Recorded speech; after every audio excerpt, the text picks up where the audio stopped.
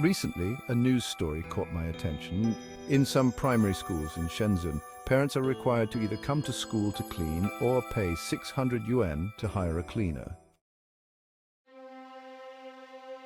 In Taizhou, Zhejiang, a parent overwhelmed by the burden of clocking in and out on DingTalk knelt at the school gate, pleading with the principal to cancel this requirement.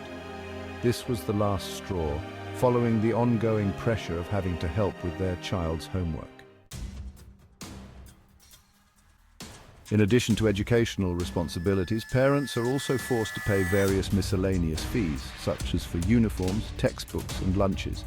Unsurprisingly, cases of principals embezzling huge sums of money and being dismissed have been reported in Sichuan, Shandong, and Guangdong. The current education system treats parents like crops to be harvested, but why don't parents dare to refuse this fate? The answer lies in their hope that by handing their precious children over to schools, their children will eventually get into university and achieve success.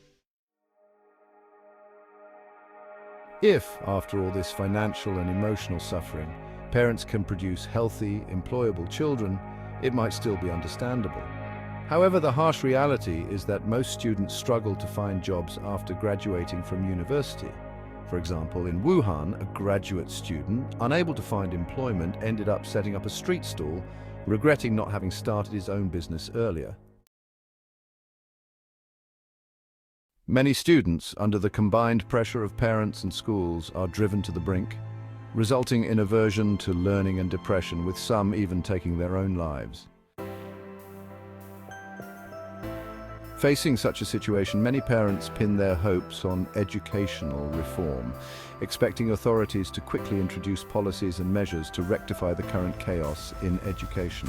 However, such hopes are often dashed, as reforms usually need to start from the grassroots, similar to the land contracting system of the past. For parents of severely depressed students who refuse to attend school, homeschooling, known as homeschooling in the West, is a viable option. Nowadays, AI study rooms are popping up in communities everywhere.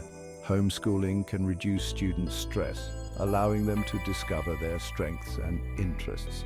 Parents can save the money they would have spent on educational exploitation and instead save it for their children's future entrepreneurial endeavors. For detailed steps on how parents can implement this, I have covered it in a previous video, which interested viewers can refer to. The current education system relies on the unconditional support of parents. If more parents awaken and refuse to accept the fate of being exploited, choosing instead to educate their children at home, it will send a strong signal to the authorities that educational reform is imperative. Don't you agree?